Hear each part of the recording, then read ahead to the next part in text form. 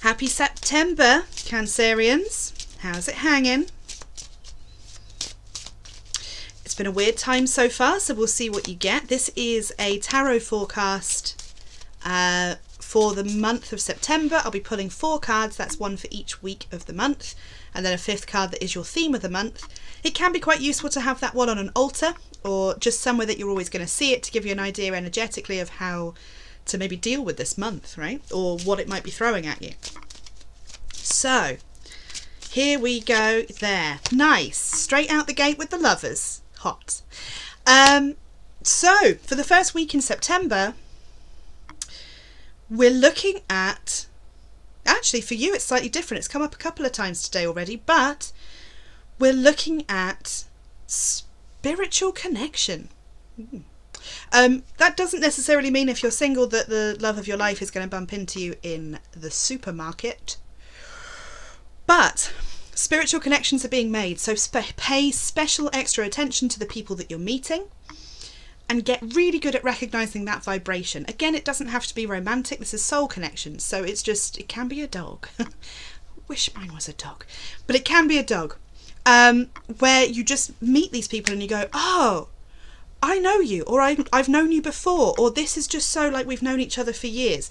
Those are the people to keep around. Now, I know it's tough to meet people because a lot of us are still indoors, but when you can, if you can, in an online capacity, I would start looking for ways to socialise, because weirdly, unlike the rest of the zodiac, this is your time to shine this time of year. You come outside and out of your shell and have a wander about and look for who's actually out there for you, right?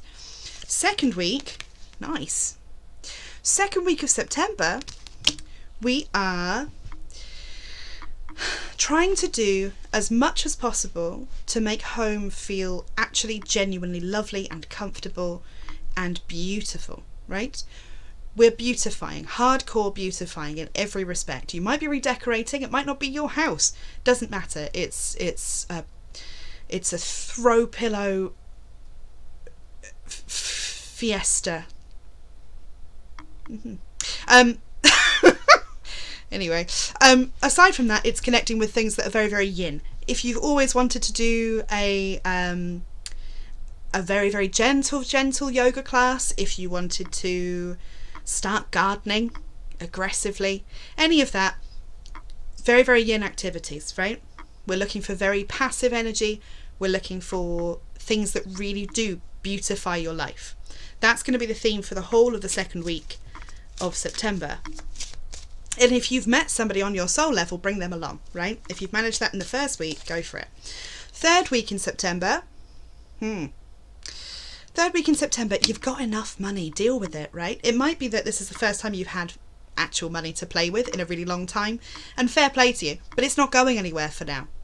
So rather than being very grabby with your resources, and bear in mind it's pentacles, so this can just be your energy as well, your vibe.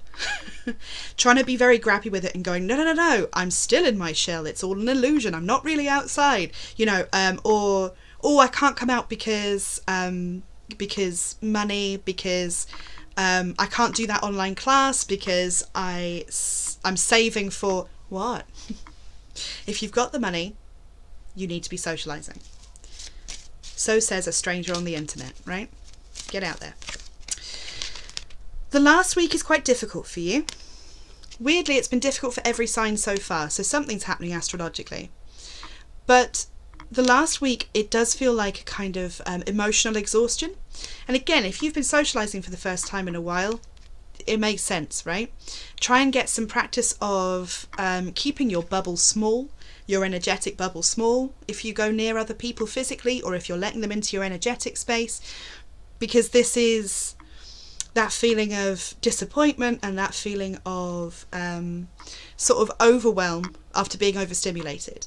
It's also dangerous because there are opportunities everywhere at the moment for you. Like, your stuff's really, really vibrant. It feels really